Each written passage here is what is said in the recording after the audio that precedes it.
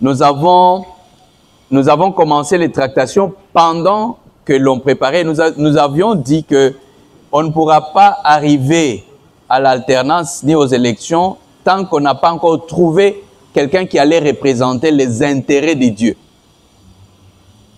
Nous avons travaillé, et les gens se posaient la question comment ça allait se faire. Mais Dieu merci, vers la fin, nous avons eu l'honneur d'avoir l'accord du président Félix. À l'époque, il était candidat. Et comme référence, nous avons dit ceci que si le président Félix, s'il va devenir président et qu'il va faire la volonté de Dieu, la première condition c'était que pendant à la fin de la campagne de 2018, qu'il puisse décréter une journée de jeûne et de prière. Et par la grâce de Dieu, c'est moi qui avais fait le texte. C'est moi qui avais écrit le texte de l'annonce du jeûne. Et le président a lancé les jeûnes et prières, c'était à Lubumbashi à la clôture de la campagne. En 2018, il a dit, vous pouvez trouver cette vidéo en ligne partout. Nalingi nayebisa bino likambo moko ya motuya. Ngai na basali ya Nzambe toyokani ke pona mokano ya Nzambe. C'est très important biloko nazolo. Ngai na basali ya Nzambe toyokani ke pona mokano ya Nzambe esalema na mboka oyo. Mukolo ya le 19 biso nyonso tokozala mabolongo na se en jeûne et prière pour la volonté ya Nzambe esalema na mboka. Vérifiez cette parole sur les YouTube, vous allez trouver cette vidéo. Et qui était, j'ai toujours posé cette question pendant le premier mandat, deuxième. Qui était Sébastien Yanzam? Vous comprenez? C'est là que tout part, c'est là que tout bascule. Et je dis aujourd'hui, je suis devant la presse, je dis que c'est moi qui avais écrit le texte. Parce que c'est nous qui avions posé la condition. Parce qu'on travaillait pour que la volonté de Dieu s'accomplisse. Il y avait un agenda. Et avant même que le président puisse, donc avant qu'on arrive à ce point-là, je pense que dans les tractations, on avait préparé, il est là, il est journaliste, il était à la RTNC2, nous avions lancé l'opération que les étoiles du Kasaï brillent. Il y a les gens qui sont ministres aujourd'hui, qui sont témoins de ce que je suis en train de dire, qui savaient que nous avions dit que les choses seront comme ceci, mais voilà les conditions. Nous avons travaillé sur cette opération. Alors, la journée des jeûnes et prières a été organisée et c'est le même jour que Nanga avait reporté les élections. Et parce qu'on avait le contrôle de la chose, on savait que les élections n'allaient pas se tenir le 23 comme c'était prévu. Nous avions déjà en amont dit au président qu'on va reporter les élections. Mais vous n'allez pas envoyer les gens sur la route. Vous n'allez pas envoyer les gens sur la route, mais vous restez calme parce qu'on va aller jusqu'au bout. Et c'est ce qui a été fait. Quand Nanga reporte les élections le 19, les gens de l'UDPS, c'était pour ma première fois d'aller à la permanence de l'UDPS. Les gens de l'UDPS étaient à jeûne et prière. Tout le monde jeûnait. Bref, après, il y a eu les élections. Le président Tshisekedi a pris. Les premiers engagements étaient que, je ne veux pas citer certaines personnes, que après, mais il y a une personne que je veux citer. Pendant que nous étions en train de faire les négociations pendant la campagne, il y a le conseiller ici, Vidier Chima. Il est conseiller en matière stratégique. Hein? Il était bon. Alors, il m'a reçu parce que c'était lui, après que le président a envoyé, on avait besoin de quelques finances pour faire les trucs. On devrait passer l'émission. J'ai passé l'émission chez Toko Miwapi. La personne qui a payé cette émission-là, c'était Vidier Chima. Dans les discussions, il m'a dit ceci. C'était chez lui, vous voyez, il habitait les appartements qui sont au niveau d'Africel. Il y a les appartements, oui, j'étais avec. Parce qu'on est toujours habitué à dire que les pasteurs disent toujours des mensonges. Mais quand il y a des bonnes choses, on ne les dit jamais. Mais je pense que le moment est arrivé de dire certaines vérités. Alors, il a payé les missions que je passais, où je suis passé chez Tokomi Wapi, c'était un certain 19, où j'ai dit, voilà le président, donc l'émission est là. Bref, quand ils ont pris le pouvoir, nous sommes revenus chez lui. J'ai dit que Dieu nous a justifiés. Voilà maintenant la deuxième chose, il faut dédicacer la nation à Dieu. Et c'est là qu'on a commencé le problème. Les gens disent non, et apôtre, il ne faut pas oublier que la nation est laïque. J'ai dit comment ça? Quand on a commencé, la nation n'était pas laïque. C'était un engagement. Et j'ai toujours dit que faites attention. Les alliances spirituelles sont plus dangereuses que les alliances politiques. Et parfois, les gens prennent ça à la légère. Et j'ai embêté la personne qui était en charge, c'était le conseiller, le cordon de changement de mentalité, et Jacques Kangoud. Il est là. Je lui ai dit, Excellence, vous voyez, c'est lui qui éteint le feu, il sait comment on l'allume. C'est ce que j'avais dit. C'est lui qui éteint le feu, il sait comment on l'allume. On s'était entendu. Et il faut que ce qu'on s'était entendu puisse se faire, dédicacer la nation à Dieu. Il m'a dit, il faut attendre, je vais discuter avec le président. Et bref, le président a donné l'accord et la nation a été dédicacée. Je pense que pendant l'organisation, et la preuve était que j'étais chargé j'étais dans la coordination chargée de mobilisation et communication. Même si je n'apparaissais pas, mais la personne qui signait les documents que les gens déposaient, c'était moi qui donnais l'aval, mais je ne voulais pas apparaître devant les gens pour certaines raisons. Mais c'est là que le problème commence. Après la dédicace, une nation dédicacée à Dieu, c'était pour quelle raison? C'est là que les amitiés, les connaissances ont commencé à surgir. Beaucoup de gens qui ont soutenu le président, pas parce qu'il y avait le moyen, parce qu'à l'époque, le président n'avait pas le moyen, mais qui ont cru en lui, ont été abandonnés à côté, tout simplement parce que, on dit par exemple, là les grands sont sortis, hein? On a vu maintenant les grands. Et pourtant, pendant que l'on se battait, tous ces grands, leur pronostic était pour Martin Fayoulou.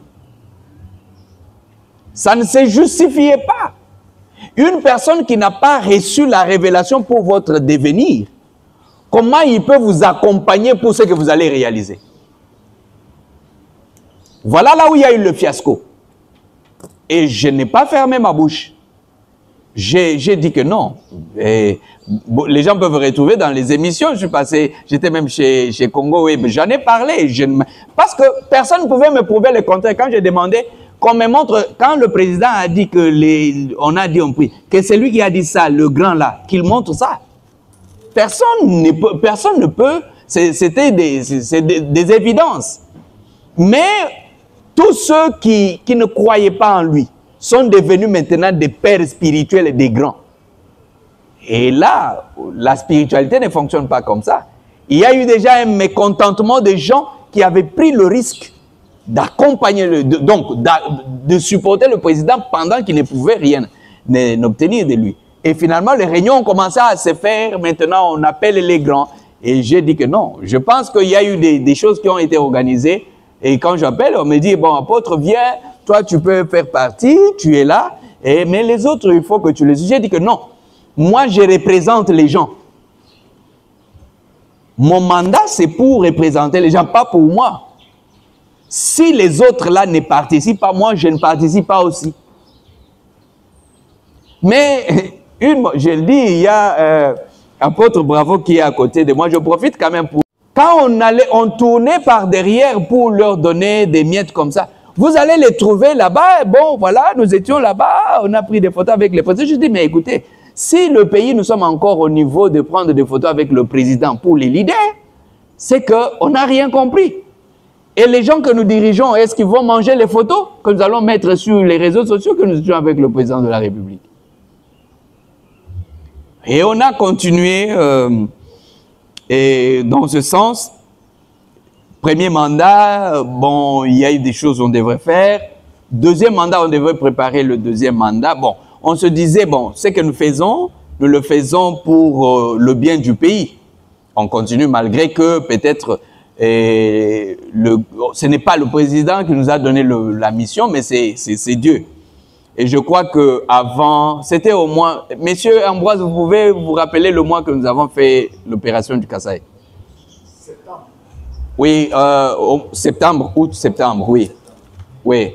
Il y avait un problème en fait au Kasaï, au Grand Kasaï. Dans le passé, il y avait conflit entre les Kasaïens de Mbujimaï et les Kasaïens de Kanang. Alors, les chefs coutumiers, en 1959, ils se sont retrouvés au lac Munkamba.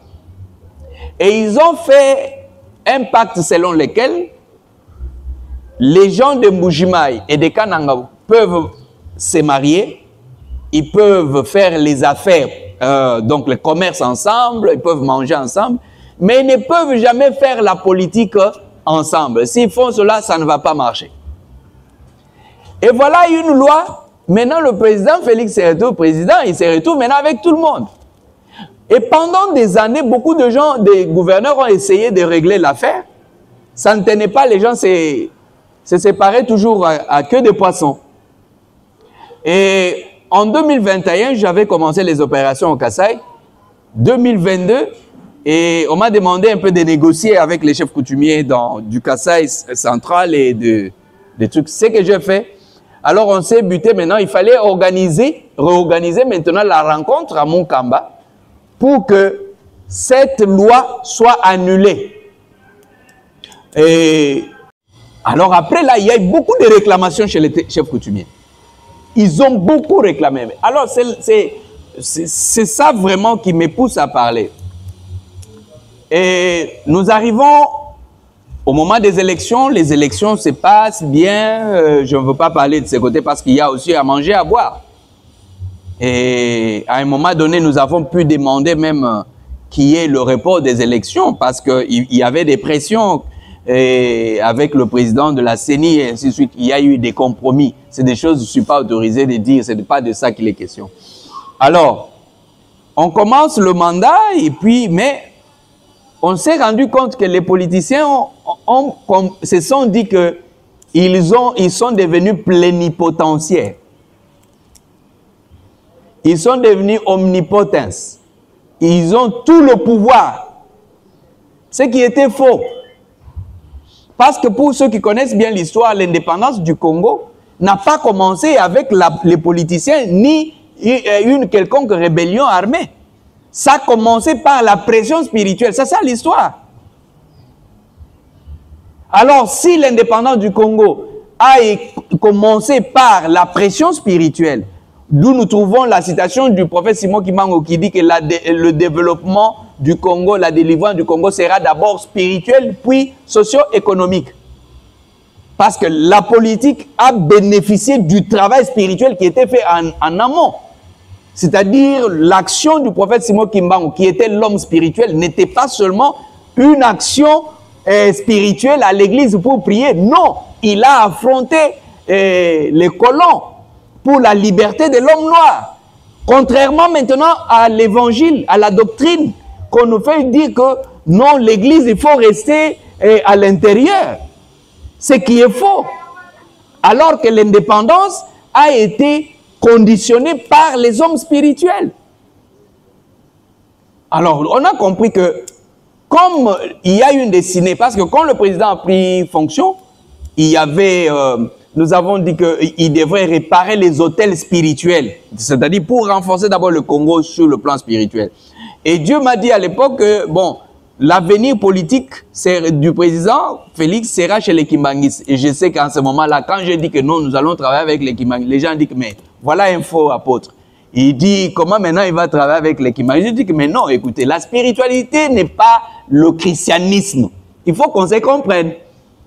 Quand on parle de spiritualité, ce n'est pas le christianisme. La spiritualité fait que si on dit que c'était Edingwe qu'il faut aller voir, si Dieu dit que va voir Edingwe, tu vas aller voir Edingwe. Toi, c'est Dieu qui dit, parce que c'est lui qui contrôle la spiritualité. Vous n'allez pas juger Edingwe selon paix à son âme. que non, il est ceci, on dit que c'est Koffi Olomide. Vous allez voir Koffi Olomide. Alors, je pense au début, c'était compliqué. Et je pense, alors, mais j'ai fait ce qui était dans la volonté de Dieu. Nous avons travaillé en bas, les gens ne croyaient pas. Et finalement, les gens qui ont organisé la première rencontre secrète, donc qui a secrètement du chef spirituel de l'église Kimangis avec le chef de l'État, c'était moi, avec le cordon Kangoudji. Et je ne veux pas entrer dans les détails. Alors, on a commencé le parcours avec l'église Kimangis. Mais il y a beaucoup de choses qui n'ont pas marché. D'abord sur le plan spirituel. Pourquoi j'insiste sur le plan spirituel? Quand la spiritualité n'est pas bien assise, tout le reste devient compliqué. C'est comme quand vous avez un sorcier. Quand un sorcier va compliquer votre vie, certainement que vous allez au travail, c'est bloqué par-ci, c'est bloqué par-là. On va dire que non, c'est ceci, c'est cela, alors que la cause, c'est une cause spirituelle. Alors, les politiciens ne croyaient pas à cela. Maintenant, nous sommes arrivés au mois de mars. Au mois de mars, c'était un certain le 13. J'entends, on me dit, tu dois maintenant faire ce message, il doit être public. Je pense que beaucoup de gens ont suivi ces messages. Et si je n'ai pas le temps de le balancer, vous pouvez, peut-être, je veux distribuer dans le téléphone et ça passe sur les réseaux. Le message disait ceci. Que à partir d'aujourd'hui, le 13 mars 2024, les entités spirituelles qui soutenaient le pouvoir de la présidence en République démocratique du Congo donnent l'ordre de ne pas donner l'énergie positive jusqu'à ce que l'on puisse négocier afin que ce qui est comme agenda spirituel puisse s'accomplir. Et tant qu'il y aura la têtutesse, les choses seront difficiles. La situation sera difficile. Et certains même qui sont devenus députés vont se demander pourquoi même nous sommes devenus députés. Les moments seront durs. La vidéo est là. La vidéo est là. J'ai dit. Alors j'ai dit, bon, écoutez, je sais que les gens vont dire, mais comment toi tu es pro-président? Tu peux dire, mais écoutez, je suis pro-président, mais je dois dire ce que Dieu dit. Et c'est là qu'on doit quand même, en tant que les gens qui prient, sortir de l'hypocrisie spirituelle. Je vois, il y a l'agitation. Mais on ne peut pas soigner une blessure qui a les pus. Non, il faut d'abord enlever les tofines. Qu'est-ce qui a été fait de ce qui était recommandé sur le plan spirituel? Tout ce qui était spirituel était mis de côté, on a pris des grands. Mais des grands qui n'avaient pas la direction. Malheureusement, ces grands se mettaient devant le public pour faire des déclarations qui n'étaient pas autorisées. Et je ne me suis pas arrêté là. J'ai confronté. Je suis allé voir les conseillers qui étaient en charge. J'ai dit, mais ouvrez, montrez-moi, au nom de quoi cette personne a le devoir, le président de la République, se bat pour développer le pays. Quelqu'un se lève pour lui dire en public que tu n'amèneras pas le pays à l'apogée. C'est la malédiction ou c'est la bénédiction? Et le président est là, il dit alléluia. Merde! Ça se fait où? Alors, c'est-à-dire, on donne le pouvoir à quelqu'un de maudire l'autre en public. Si je ne crois pas à ce que tu fais en tant qu'homme spirituel, comment je peux t'accompagner spirituellement? C'est impossible. Et donc, la spiritualité du président qui l'accompagne contraire à ce qu'il a comme des ambitions. On s'attend à quoi? On s'attend à quoi? C'est ce qui fait qu'il peut faire même quelque chose de bien. Les gens ne voient pas le bien qu'il fait. Pourquoi? Parce qu'il y a comme une malédiction derrière. Alors, je n'ai pas parlé, je suis allé confronter. J'ai dit, montrez-moi. Ah bon, apôtre, il faut, et on va prier. Prier quoi? L'hypocrisie d'église. Hein, apôtre, j'ai dit que prier quoi? Il faut affronter le problème. C'est que quand je dis la vérité, dire la vérité ne veut pas dire je suis contre la personne. C'est ça un peu la culture à Kinshasa, c'est que quand vous dites la vérité, vous êtes contre. Non, c'est pas, ça veut dire, ce que je disais, si c'était faux, il fallait qu'on le prouve. Je dis, quand est-ce que ces personnes sont entrées en jeu pour parler de la nation? et accompagner le président sur le plan de la... J'ai dit, bon, ok, si c'est comme ça, allons-y, on va voir ce que ça va donner. Et on a évolué, on a évolué. Je n'ai pas cessé de continuer de rappeler par rapport à la situation de guerre. Je suis parmi les rares qui sont allés au front. J'ai été au front. Et je ramenais les données et puis bon. Alors je vais donner une citation ici. Si tu es en alliance avec Dieu et que ton ennemi prend le dessus sur toi, il faut penser à 3 choses. Le Dieu de ton ennemi est plus fort que ton Dieu. Ça c'est 1. Soit ton Dieu t'a trahi, soit ton Dieu te reproche des choses. C'est pourquoi il te livre à ton ennemi pour te contraindre à la repentance. Je répète. Si tu es en alliance avec un Dieu et que ton ennemi vient, il a la domination sur toi, il y a 3 choses qu'il faut considérer. Soit le Dieu de ton ennemi est plus puissant que ton Dieu, soit ton Dieu t'a trahi, soit ton Dieu te reproche des choses et c'est pour cela qu'il te contraint à la repentance. Au jour d'aujourd'hui, avec la situation que nous traversons, j'ai vu des pasteurs courir là-bas, ceux qui roulent sur la terre, je dis, mais sur le plan de la doctrine, ça c'est de la farce et des théâtres. Parce que si Dieu est avec moi, j'ai dit que Dieu est avec moi, et que l'ennemi vient et m'attaque jusqu'à ce point. Et je vais montrer maintenant que je peux prier encore. Prier quoi? Il faut que je puisse demander d'abord à mon Dieu. Tu m'as dit que tu seras avec moi. Depuis quand mon ennemi a pris le dessus sur moi? Si l'ennemi prend le dessus sur moi, c'est que le premier problème que je dois résoudre, c'est mon problème spirituel. C'est mon problème avec mon Dieu. Est-ce que je suis en face d'un faux Dieu? Ou d'un Dieu escroc? Pour que je puisse savoir avec quel Dieu je veux marcher. Et je veux plus loin. Nous avons vu récemment, Israël dit que si le Rwanda est attaqué, nous allons accompagner le Rwanda. Alors j'ai posé la question, j'ai dit que maintenant, les Israéliens vont aller avec leur Dieu chez les Rwandais. Maintenant, notre Dieu que nous prions des Israéliens là, sera du côté des Rwandais. Maintenant, nous allons combattre avec quel Dieu?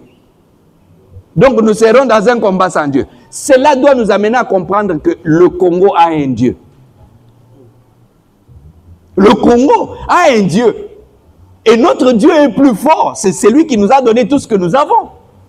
C'est un raisonnement par absurde, très simple. Parce que nous n'allons pas invoquer le Dieu des gens qui sont derrière ceux qui nous combattent. Mais il va vous favoriser ou il va favoriser son peuple. Donc, la première crise au Congo, c'est la crise de Dieu.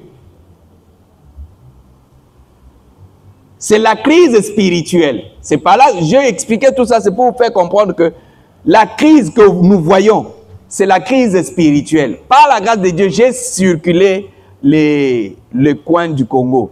J'ai rencontré des grands trônes spirituels au Congo, sur l'histoire du Congo. Même dans des zones, ceux qui ont combattu depuis 1936, qui sont dans les profondeurs en forêt depuis 61, qu'ils ont fui. J'étais là-bas. Dans les fils, l'apôtre, je l'ai connu à Bukavu. Il m'a toujours vu, quand je passe par Ouvira, il me reçoit.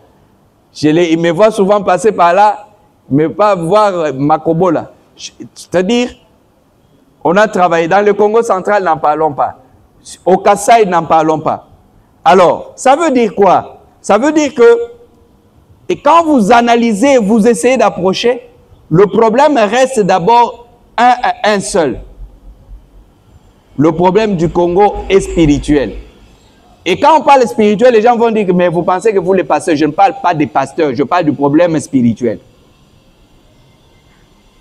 Parce que j'ai dit une fois que à un moment donné, je sais qu'on veut utiliser les pasteurs comme les chiens de chasse. On veut utiliser.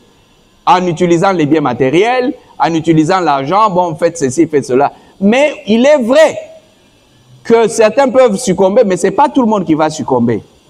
Parce qu'on doit défendre le pays. Alors, la spiritualité a été beaucoup négligée. Et à un moment, quand nous sommes arrivés à un moment, j'ai dit aux gens, j'ai dit que non, on n'est pas faible. Je donne l'exemple quand le président s'est déplacé au Kasaï, récemment. Et j'ai vu la mobilisation, j'ai dit aux gens, j'ai dit que non. C'est quand le président va chez lui que les gens, les chefs, les gens doivent s'asseoir pour lui dire la vérité. Parce que si on ne dit pas la vérité, beaucoup de choses risquent de mal tourner. Alors, je dis bon, sur le plan humain, matériel, il y a le protocole, il y a l'argent, il y a tout. Mais qu'est-ce qui nous reste? J'ai dit, la nature peut parler. J'ai dit ça. C'est comme ça que j'ai dit aux gens, j'ai dit à certaines personnes, j'ai dit, restez chez vous à la maison demain. J'ai dit, la nature va parler et ça va permettre la discussion. Effectivement, le lendemain, quand le président est allé, la nature a parlé. Hein, la nature a parlé. Et pour ceux peut-être à qui j'envoie souvent des messages, ils vont se souvenir que quelques semaines auparavant, j'avais dit que quand Moïse apparaît, on n'a pas besoin d'armes humaines. Tout ça, c'était pour faire comprendre quoi? Dans la spiritualité, il y a les prophètes qui voient ce qui arrive. Mais il y en a qui ont le mandat de décréter des choses. Vous pouvez être prophète, vous pouvez vous réunir, vous n'allez pas finir ça.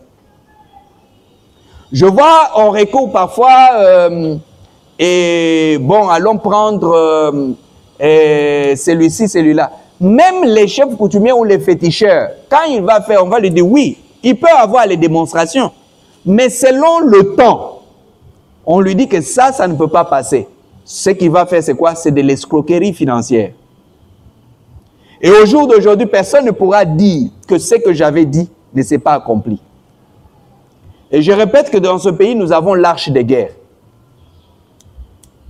Il y a des gens comme des généraux Padir qui ont été initiés, qui connaissent ces histoires. J'ai eu quand même le privilège d'amener un journaliste. Il y a Tango Ekoki, il y a quelqu'un de Tango Ekoki, hein, de Stéphane Balamwangue. J'ai voulu qu'il vive des choses. Parce que parfois, quand on dit des choses à distance, les gens ne comprennent pas. Je pense, le Seigneur m'a dit, amène-le. Je l'ai amené à l'est. J'ai sillonné avec lui dans toutes ces zones-là, vers plein de Ruzizi, tout. Jusque là-bas dans le Fizi. Il a vu de ses yeux qu'il y a des prophètes, des gens que Dieu a utilisés. C'est presque les mêmes histoires que les Wazalendo utilisent.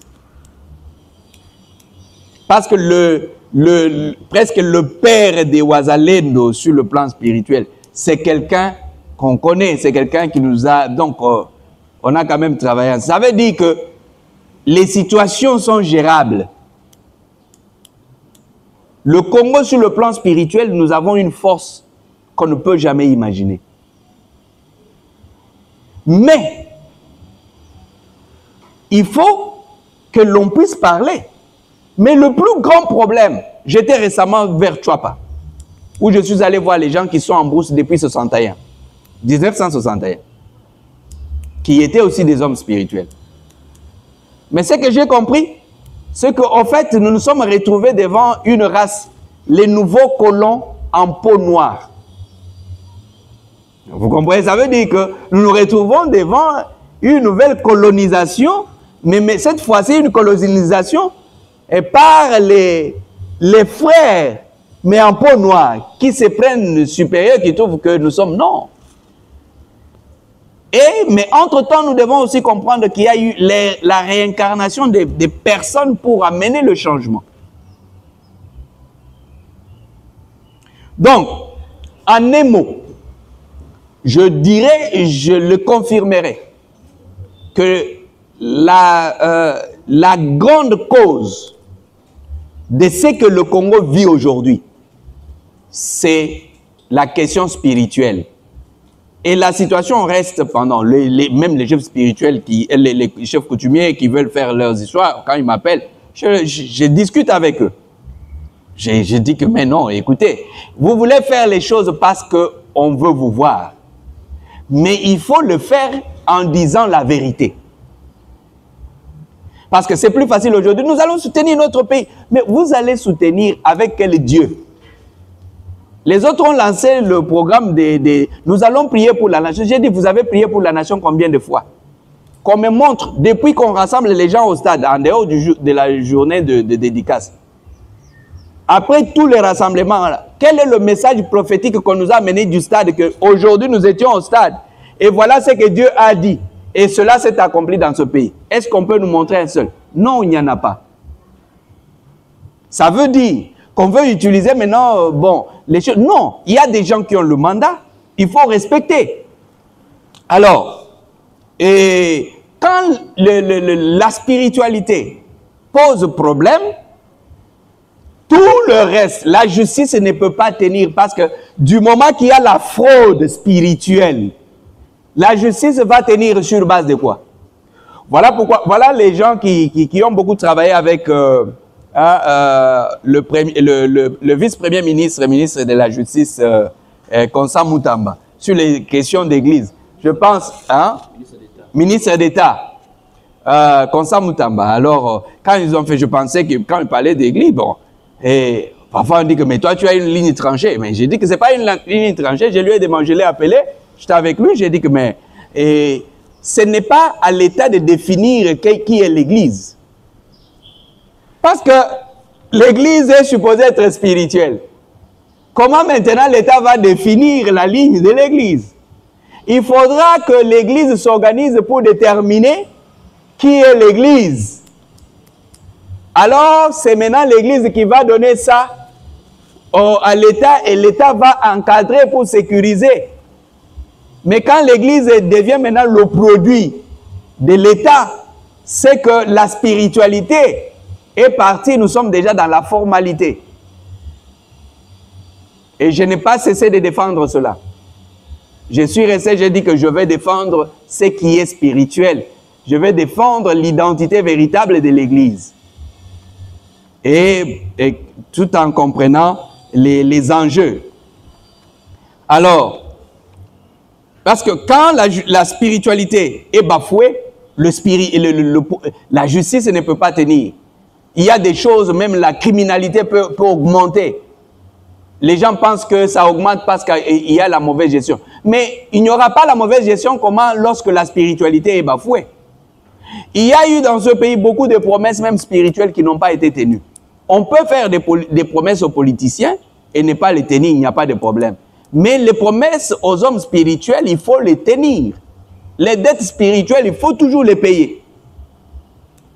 Et les gens ont pris à la légère. Et je suis allé dans un processus.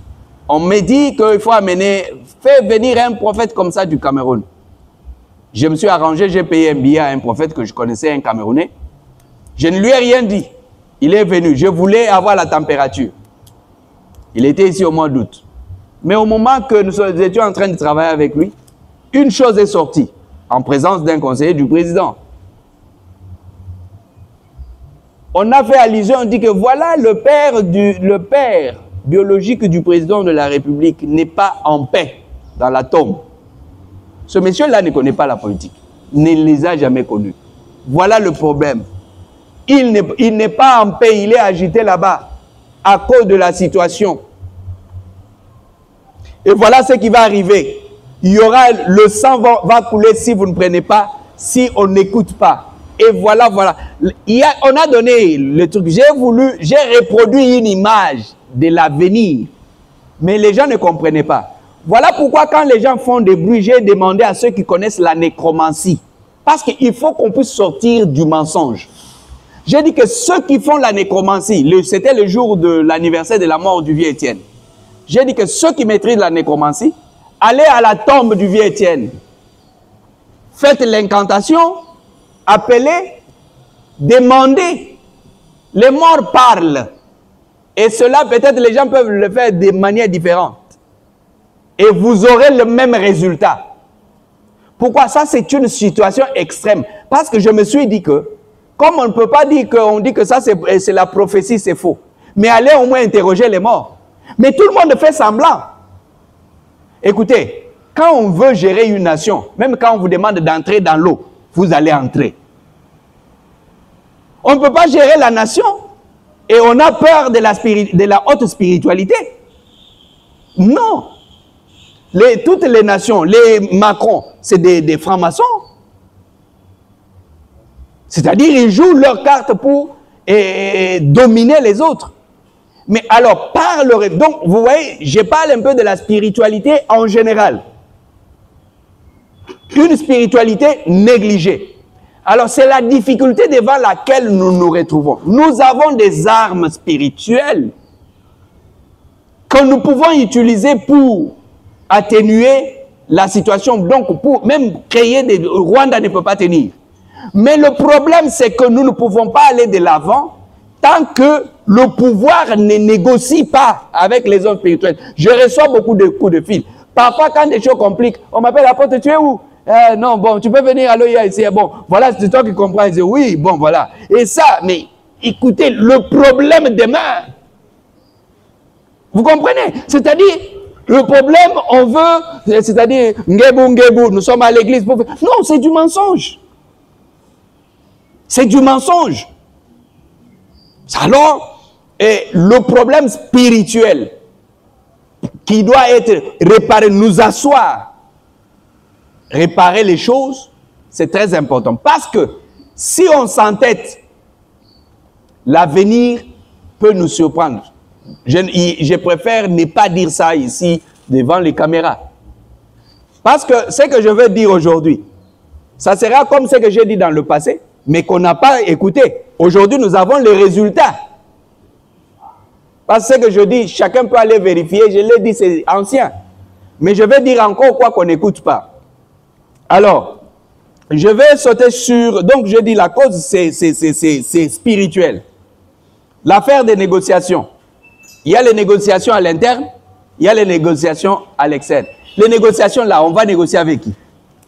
On voit aujourd'hui la situation difficile. Est-ce que nous voyons maintenant les politiciens qui ont les quotas des députés? Ils sont où? Maintenant, ceux qui avaient des députés à Goma, ils vont considérer les députés. Donc, ça veut dire qu'on veut amener à la table des discussions ceux qui ne les méritent pas. Et je crois que c'est mon combat maintenant. Il faut que les acteurs, ceux qui doivent maintenant négocier, qu'on puisse changer les négociateurs.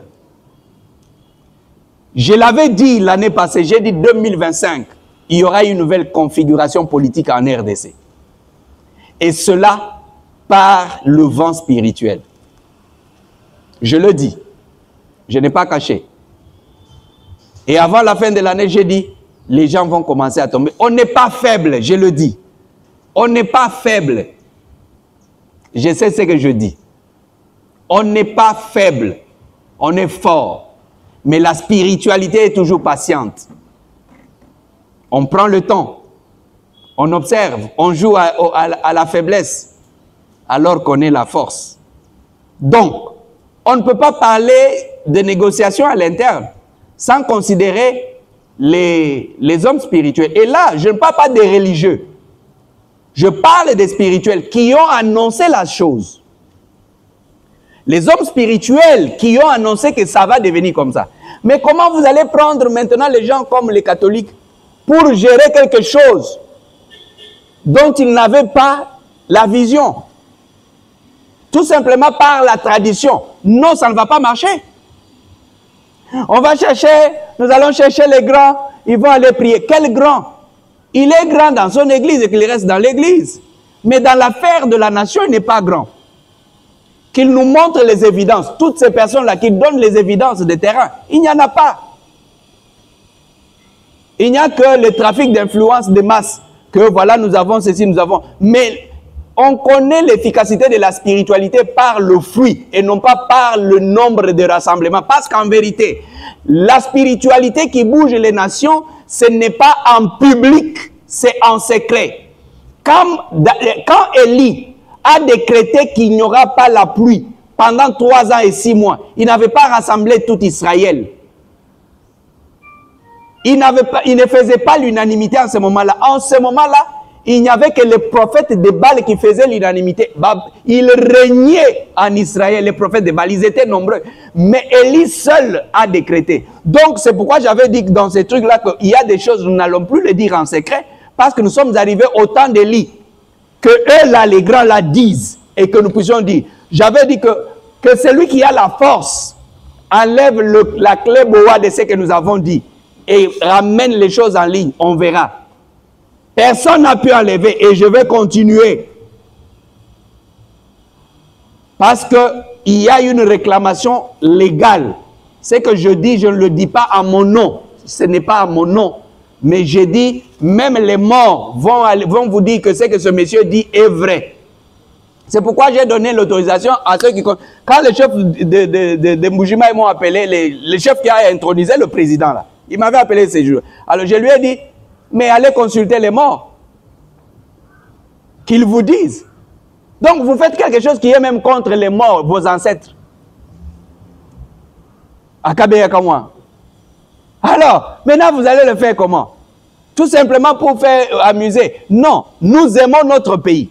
Nous devons le défendre, mais nous devons le défendre dans les meilleures conditions. Donc, je propose que l'affaire des négociations à l'interne, on puisse d'abord oublier l'affaire des confessions religieuses, tout ça, ainsi de suite. Oui, les confessions religieuses pour les masses, on doit mobiliser, on doit parler. Mais au jour d'aujourd'hui, les confessions religieuses ne peuvent pas faire l'unanimité sur le plan de la spiritualité. Je dis bien que la spiritualité n'est pas le christianisme. Parce qu'il y a la dimension de la royauté, peut-être qui n'est pas encore bien adaptée. Alors à l'interne, et qui est-ce qu'on va voir? On connaît très bien qu'au jour d'aujourd'hui, la population dit beaucoup de choses de certains politiciens. Les voleurs, les détourneurs, les corrupteurs. Et maintenant, ce sont ces gens-là que les cardinals, les évêques vont aller voir pour négocier. Donc, négocier avec les voleurs. Non, ce n'est pas ça. Et nous allons croiser les bras, nous allons dire qu'ils ont dit quoi? Non. Non. J'aimerais que la presse dise qu'il y a des gens qui disent, ils ont déjà dit, et voilà les conséquences. Et si on continue, on va leur rendre la vie. Vous savez, à cause de l'injustice des élections, j'ai dit, personne ne va jouir de ça. Ah oui, je connais la vérité sur le truc. J'ai dit, personne ne va jouir de ça. Jusqu'à ce que la vérité sera établie. La justice élève une nation. Mais pas une justice. Quand on parle de la justice, ce n'est pas de cours et tribunaux. C'est le système social, le système politique, l'équilibre social qui est établi. Alors, ça c'est à l'interne. À l'externe, négociation à l'externe. Comment on va discuter quand on dit par exemple qu'on va négocier pour le Congo? Qui va aller représenter le Congo? Quelle est la feuille de route que les pays là de l'extérieur présentent? Qu'est-ce qu'ils nous réclament? Vous savez que quand les gens les envahisseurs qui ont pris possession d'une partie de notre territoire, qui amènent peut-être le président au coin pour lui dire, bon, nous allons négocier. Mais ça c'est quand vous négociez. Moi, j'ai appris chez les Égyptiens. Quand vous êtes en position de faiblesse et que les autres sont en haut, ils vous imposent les règles des jeux. Vous comprenez? Ils vous imposent les règles des jeux. Et là, humainement parlant, voilà maintenant la faiblesse. Je me retrouve, je suis menacé, ma famille est menacée. Je peux dire, bon, de toutes les façons, si c'est pour ça, bon, je peux prendre, ils peuvent prendre là, au moins moi je vais finir mon mandat, peut-être. Mais après, ce sont les descendants qui vont payer lourd. Vous comprenez? C'est-à-dire, il faut que s'il y a négociation à l'extérieur, il faudra qu'il y ait une feuille de route que tous les Congolais doivent entrer en connaissance de la feuille de route. Qu'est-ce que l'extérieur, les Rwandais, les Ougandais, les Kenyans demandent? Alors, si nous ne sommes pas prêts, nous allons dire, nous allons nous battre. Nous nous battrons. Israël a conquis un territoire. Nous allons nous battre. Je vous dis, Israël et le Rwanda. Je connais le Rwanda très bien. Du nord au sud, je connais. Je connais les faiblesses du Rwanda. J'ai fait la mission au Rwanda plusieurs fois. Et c'est possible s'il y a la volonté. Je ne veux pas parler de complot que les gens ont utilisé pour que nous arrivions aux situations que nous arrivons. Dieu merci parce que ces rapports sont déjà sur la table du président de la République. Je suis fier d'en parler. Parce que n'importe qui m'appellera, je dis carte, noir sur blanc. Voilà les ennemis de la nation. Voilà, parce que Goma aujourd'hui, dont les gens sont en train, si nous n'étions pas forts et que nous n'étions pas sages, depuis longtemps Goma serait tombé. Mais si Goma tenait, c'était à cause réseaux parallèles que nous étions en train de piloter. Les mensonges, les gens amènent les mensonges pour dire au président de la République que ceci, cela. Alors que les situations sur le terrain n'étaient pas, il fallait maintenant que nous utilisions d'autres réseaux de renseignements pour convaincre le président que non, on vous a menti. Si vous ne faites pas ça, ça va. Et alors ils sont surpris, en train de faire des manœuvres à l'état-major, tout ça, ils font réunion. Ils sont surpris, mais comment le président a pris ça? Il donne tel ordre, comment il a pris ça? Mais alors, c'est l'opportunité. Alors, on ne va pas continuer comme ça. On ne va pas continuer comme ça. Les Rwandais n'ont pas dit bras, ils n'ont pas dit tête, ils n'ont pas dit... alors, c'est que moi, je crois que les Congolais, nous devons nous préparer à une guerre longue et populaire. C'est la seule chose. Nous devons nous préparer à une guerre longue et populaire. Nous avons déjà décelé qui sont nos ennemis, qui nous trahissent. Aujourd'hui, nous attendons quand même que le président de la République puisse intervenir. Parce que je ne dis pas des choses en l'air, je dis carte, donc noir sur blanc. Voilà le rapport des terrains. Voilà les réalités. Vous vous imaginez que dans ce pays, nous avons les drones CH que nous pouvons utiliser, frapper donc la position de l'ennemi à distance. Mais ça n'a jamais été utilisé. Pour quelle raison? Parce qu'il y a certains conseillers qui s'asseyent et qui tirent des ficelles pour donc retarder, affaiblir nos forces armées. Et nous allons dire, nous allons soutenir l'armée comment? Quand on nous coupe les médias, que nous ne puissions pas parler parce que les Rwandais ont l'armée numérique. Les Rwandais sont plus intelligents que les Congolais? Est-ce que nous n'avons pas les capacités de pénétrer dans les téléphones des Rwandais? Il y a toutes ces choses. C'est-à-dire, nous devons nous réveiller. Est-ce que nos ennemis ne sont pas parmi nous? Parce que l'ennemi de l'intérieur est plus dangereux que celui de l'extérieur. Tu peux chercher à tuer le serpent dehors, alors qu'il est dans la maison. Donc, la Goma a été menacée. Les catholiques n'ont pas menacé, n'ont pas condamné. Ils n'ont pas condamné l'agression. Les Congolais sont morts. C'est comme s'ils veulent se servir de la situation de Goma pour faire pression sur le gouvernement. Donc, en quelque sorte, ils sont des demi-parrains de la rébellion. Donc, ils ont besoin de la rébellion pour pouvoir faire pression et obtenir ce qu'ils veulent obtenir. Et là, on ne peut pas accepter. Nous sommes prêts pour la guerre. Donc, ici, ils sont d'abord, nos clergés, ils doivent d'abord condamner tous les morts.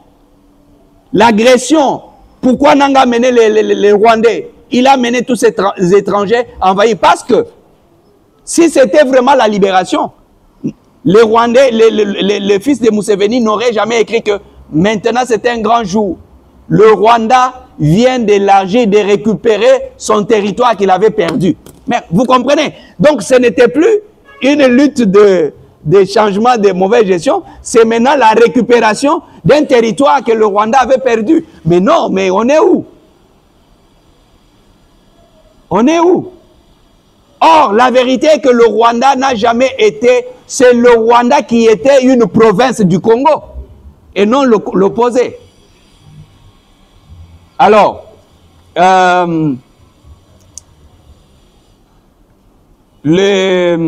j'ai fini par le danger dans cette histoire si on ne nous écoute pas. Je suis sérieux, hein? Au moins j'ai voulu que les médias puissent écouter. Le danger,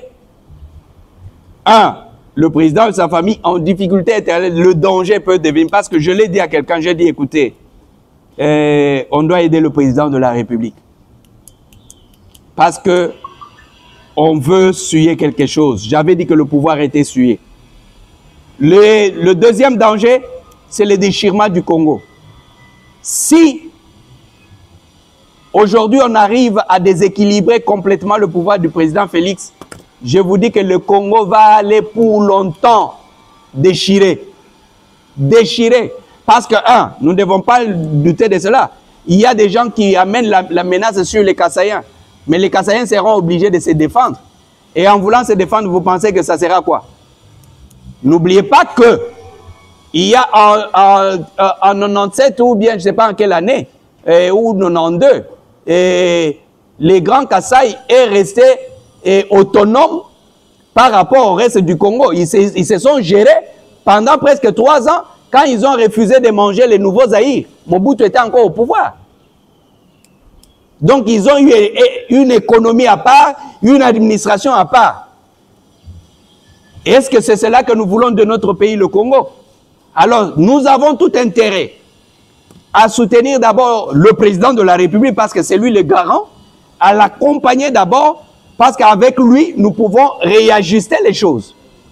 Ce n'est pas parce que nous voulons le défendre ou défendre quelqu'un. Non, mais la vérité, c'est que sans lui, sans l'amener sur le chemin de la raison, il sera difficile pour que nous puissions nous réadapter.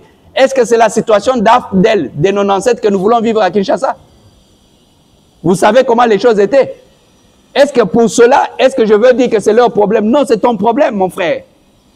Parce que c'est ta famille qui va souffrir. Vous savez que les Rwandais, quand ils viennent, parce que ce qui s'est passé à Goma, on a vu Nanga qui, il a rassemblé la masse. Non. La vérité, c'est ceci. Ils ont envoyé les gens dans les quartiers pour dire tout le monde doit être au meeting. Alors, quand vous serez au meeting, chacun obtiendra un jeton. Et tu vas ramener les jetons à la maison. Et quand nous allons passer dans le quartier et que nous trouvons que tu n'as pas eu le jeton, c'est que tu n'as pas participé au meeting, on va t'assassiner. C'est comme ça que la population est allée. Et alors on dit que Nanga fait le plein. Quel plein? Ils nous disent que c'est de la colonisation. Et vous voulez que la même colonisation vienne. Et nous allons dire que nous allons favoriser. Non, nous devenons, nous tous les témoins, nous devenons tous amers. Nous devenons tous des miapes. Nous devenons tous les services de renseignement contre l'ennemi. Donc cela, je n'ai pas besoin d'attendre que le président de la République me donne le mot d'ordre.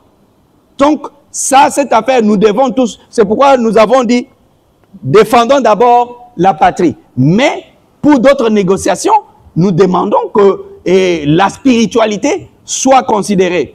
Et puis, si ça arrive, l'Afrique sera fragilisée. Qu'on ne se trompe pas. Mais quelles sont les actions que nous proposons? Nous proposons, et déjà nous avions prévu la conférence panafricaine au mois de mars, et où on doit mobiliser presque toute la jeunesse africaine contre le Rwanda. Il faut que tout le monde comprenne que le Rwanda devient maintenant la figure de la néocolonisation.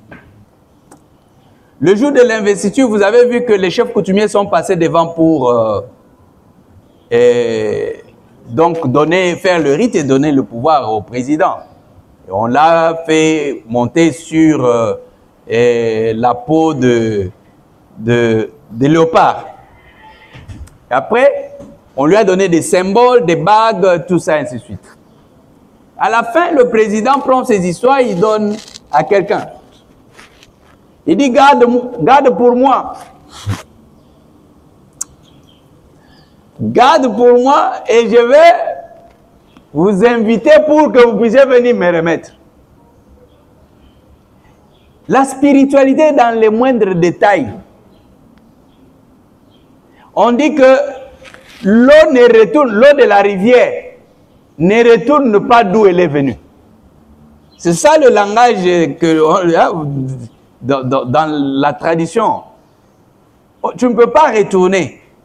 Alors, les personnes qui étaient venues, parmi d'autres, le Mupompa, avaient amené les histoires qu'on a donné on a déjà donné au président. Mais le président dit que prends garde pour moi. Et d'autres étaient chez Difima. On est resté janvier, février, mars. Je reçois un coup de fil. Bon, voilà, les gens qui sont restés, ils sont restés avec les histoires. Et depuis, dit, mais on est allé presque déjà 6 mois. Les histoires de l'investiture du président, du pouvoir, sont à l'hôtel. La personne qui garde et vit à l'hôtel. Est-ce que vous trouvez ça normal? Les symboles spirituels du pouvoir entre les mains de quelqu'un qui est à l'hôtel, une prostituée peut entrer là-bas. Et ceux qui lavent l'âge, est-ce qu'ils sont autorisés à toucher ces histoires? Vous voyez, hein, là où il y a la négligence, il faut dire. Alors, je me suis impliqué dans l'histoire. Alors, quelqu'un a dit que, mais vous là, vous jouez avec le pouvoir. Hein? Quelqu'un va passer comme ça et... Alors, je commence à faire pression. Je laisse d'autres histoires. J'ai fait pression, j'ai fait comment... Oh non, bon... Alors, tout ça, bon, ce n'était pas le président. Il y avait des gens qui tiraient des fusées, qui connaissent bien que pour détruire quelqu'un, il faut l'amener dans les contradictions avec sa spiritualité. Il faut t'amener à commettre des erreurs spirituelles.